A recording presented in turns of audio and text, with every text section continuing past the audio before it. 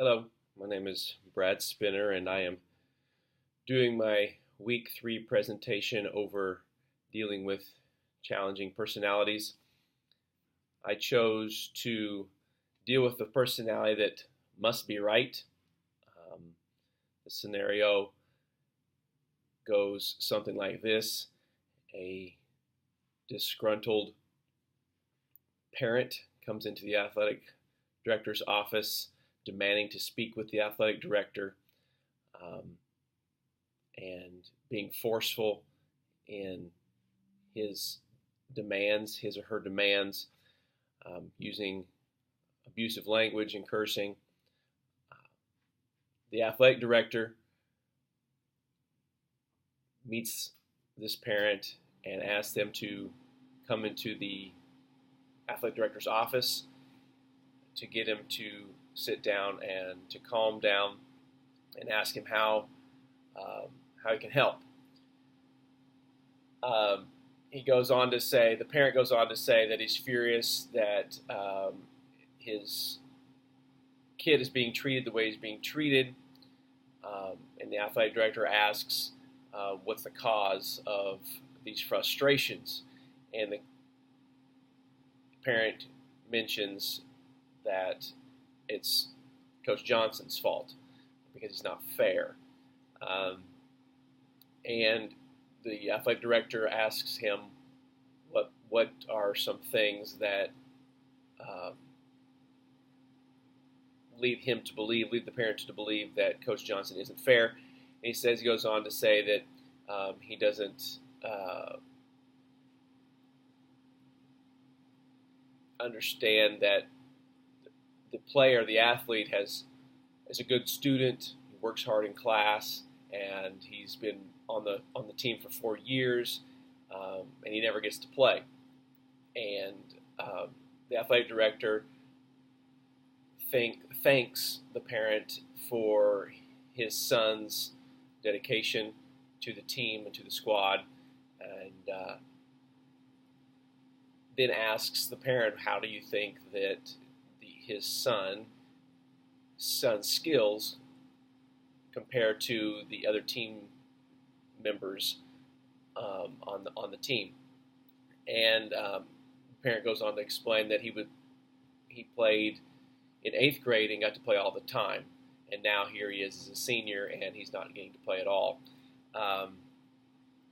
And this is the main reason why this parent is upset, and is the basis for his claim that Coach Johnson isn't fair. And so then the athletic director goes to trying to get to the bottom of the problem by asking, has the parent or the student, the athlete, Bobby in this case, talked to the coach to discuss their concerns, and come to find out that neither Bobby nor the parent have talked to the coach personally and tried to understand what the coach is trying to do with his team. So there's no communication between the coach, the player, or the parent. And the parent ends the meeting with basically saying that the coach is unapproachable, doesn't talk to anybody, so there's no point in trying to go talk to the head coach.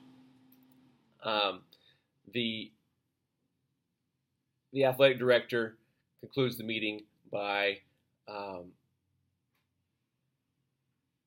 trying to offer his services in helping to facilitate the communication between the coach and the parent and the player.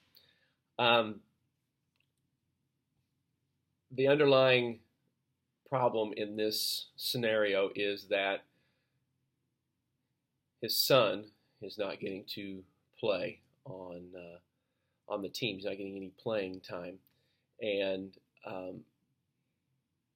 he's putting the blame on Coach Johnson and not doing a lot of looking at his son's, not being honest about his son's ability to play on the team, using his success on the team as an eighth grader as a reason why he should be playing as a senior.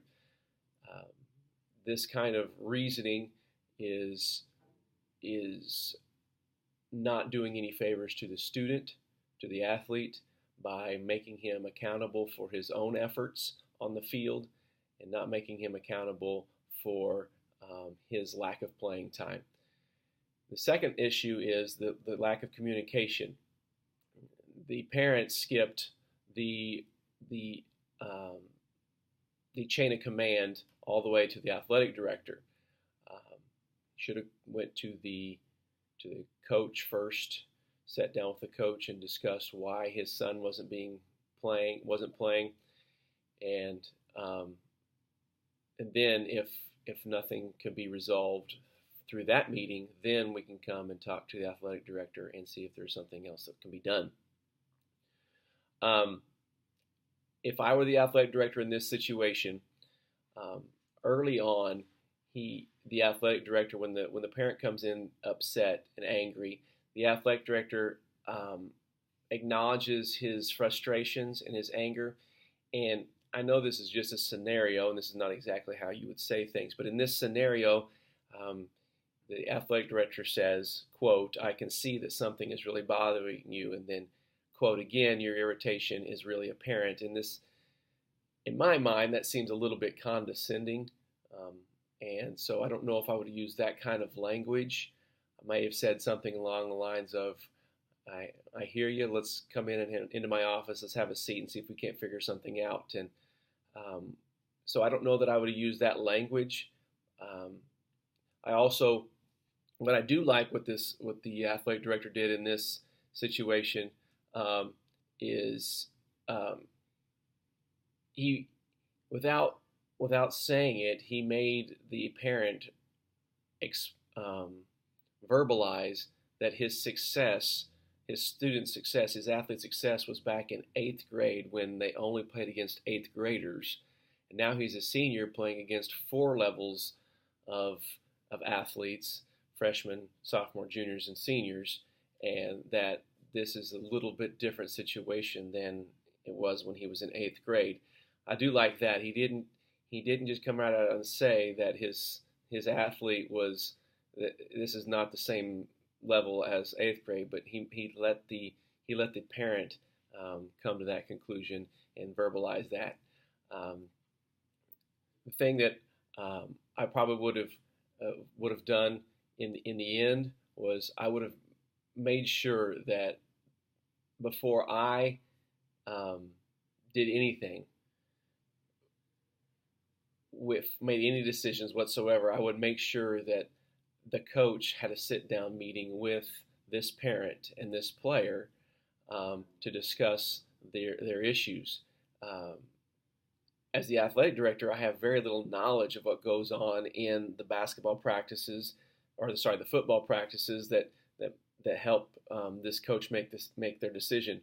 So they're the only one. The coach is the only one that knows who should play and who shouldn't play, and the effort that's given during practice, and all the things that go into making the decision on who gets playing time. And I can't make that decision as an athletic director. That has to be the coach's decision, and the parent and the player have to sit down and talk this out before I should even step in. Now, it's my job to facilitate that, provide a meeting place and a meeting time, and to be there to mediate. But I have no, as an athletic director, have no saying power, no power of decision making in this scenario. Thank you.